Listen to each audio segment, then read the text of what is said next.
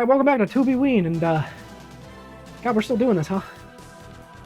Alright, so our next movie up is, I wanted to revisit an old friend from earlier in this series. I wanted to revisit David Cronenberg, because I liked Shivers so much. So I checked out another movie he has on Tubi called Rabid. Rabid is directed and written by David Cronenberg. It stars Joe Silvers, who was also in Shivers. He was one of the doctors who helped develop the parasite in Shivers. Picture of him here. There he is. Whoa. So, plot synopsis is imagine a zombie movie. That's about it. It's a little bit more than that. It's kind of interesting, kind of just okay.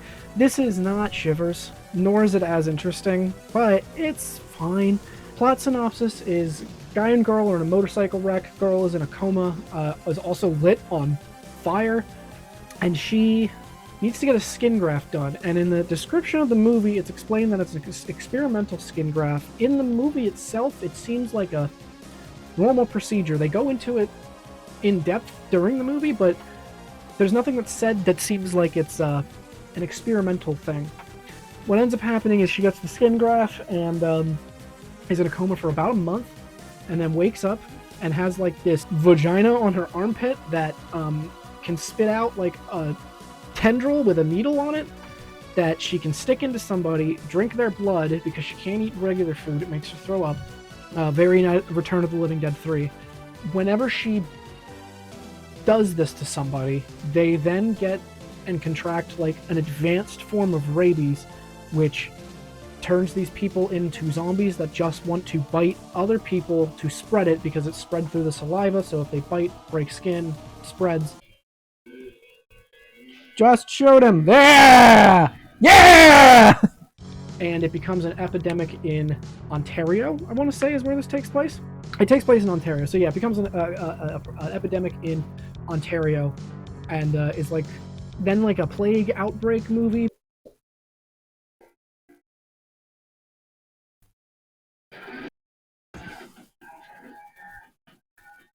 Jesus.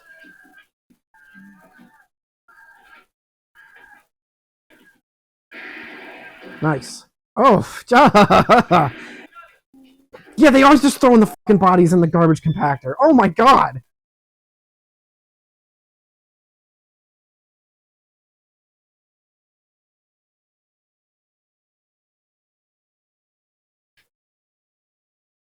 Yeah, now the window's all fucking streaky and looks like shit.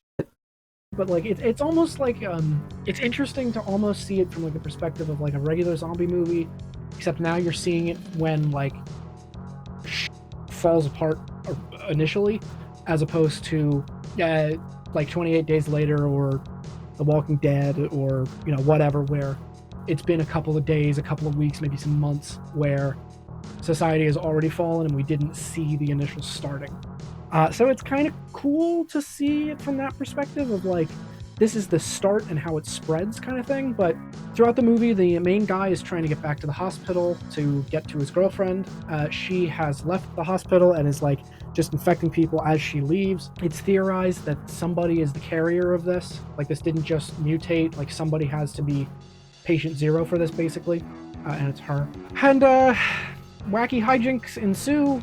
The movie ends with our main girl calling her boyfriend, telling him that she isn't sure she's the one spreading this, so to be certain, she's locked herself in a room with a perfectly healthy man, has jabbed him, and now is waiting to see what happens, to which he turns and kills her.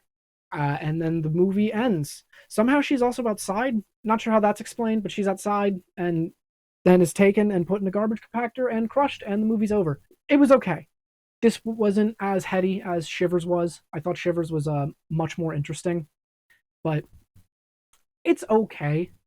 I think this probably would have been higher up there had I seen this first, or maybe earlier in the marathon. But as it is, it's fine. It's a very well put together movie, which I wouldn't expect anything less from David Cronenberg. I wasn't expecting this to look like a shit show. But it's a very well put together movie, very 70s still.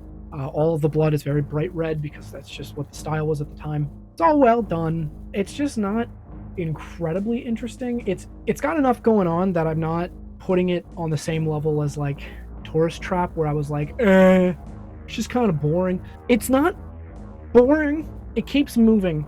I will say towards the end there was definitely a moment where aloud I said like, I feel like this could be shorter. This feels like it could have been shorter than what it is. So right now I kind of just feel like we're just stretching it out.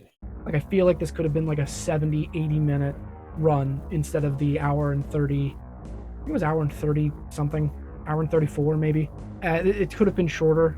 Like it really felt like they were just kind of dragging for time. It was all right. I don't really think that there's anything too standoutish to say. This will probably be, man, as the series keeps going, these ones just keep getting shorter and shorter, don't they? Because I don't really have much else to say. The movie's just really simple, and what Shivers had on offer was pretty simple plot with an interesting way to take your creature, if you want to call it that. Because I mean, the creature was there, it was the little worm parasites, but then it just became the people who were interesting, and what, you know, that could, what that had implications towards made it interesting. This, it's just woman's got a thing on her armpit that stabs into people, and then they kind of just become zombies. And also, they die off in like hours after they're infected. Like, I think the timeline was they're infected, and then within 6 to 8 hours they become rabid animals, and then they're like rabid animals for like an hour, and then they just die. So like, it was interesting to see the military kind of like have a role to play in this, where they're like invading Ontario to everyone's given like a patch or an ID card to prove that they got like this new enhanced rabies shot before they could go anywhere. They were rounding people up who didn't have it to then go get it, or rounding people up that they might have thought were infected to quarantine them. I could see this being viewed as like an extremist example of what people thought like the pandemic we went through would have been like, but it never got to this point where people were obviously turning into rabid animals and killing people. But I don't know, I thought it was interesting. Maybe, I don't know, maybe after living through a pandemic these movies just aren't that interesting to me. I don't know, after having a kid in the heat of the pandemic, who knows? Yeah, maybe that just doesn't affect me. Who knows? But yeah, I just thought it was okay. I thought it was well made enough. Nothing super standoutish. No heady overtones like Shivers. Nothing. Pretty point blank. Pretty point A to B. Simple. We got a girl. She's infected people. The infected people become zombies. She doesn't believe that she's the one doing it, and she ends up kind of, sort of, killing herself. That's it.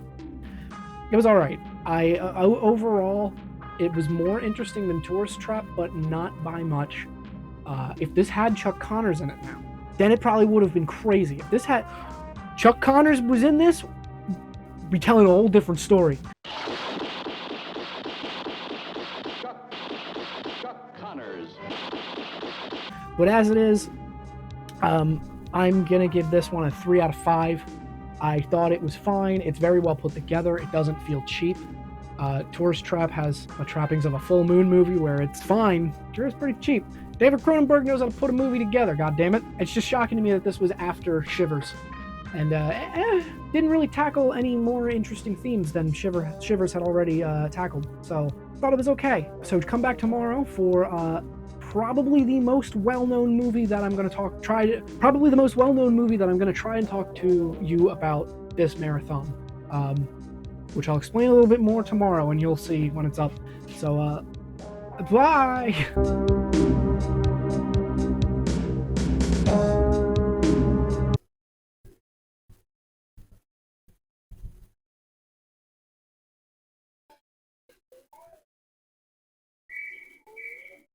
There's straight up just random people on that subway looking at the camera because they didn't know that they were being filmed.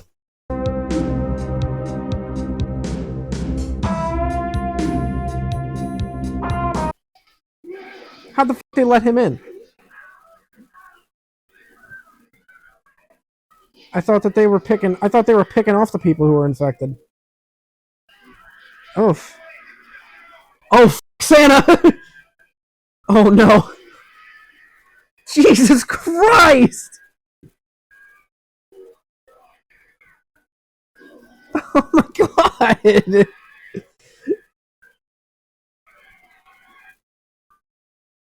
Wow. You fucking shot Santa in front of that kid.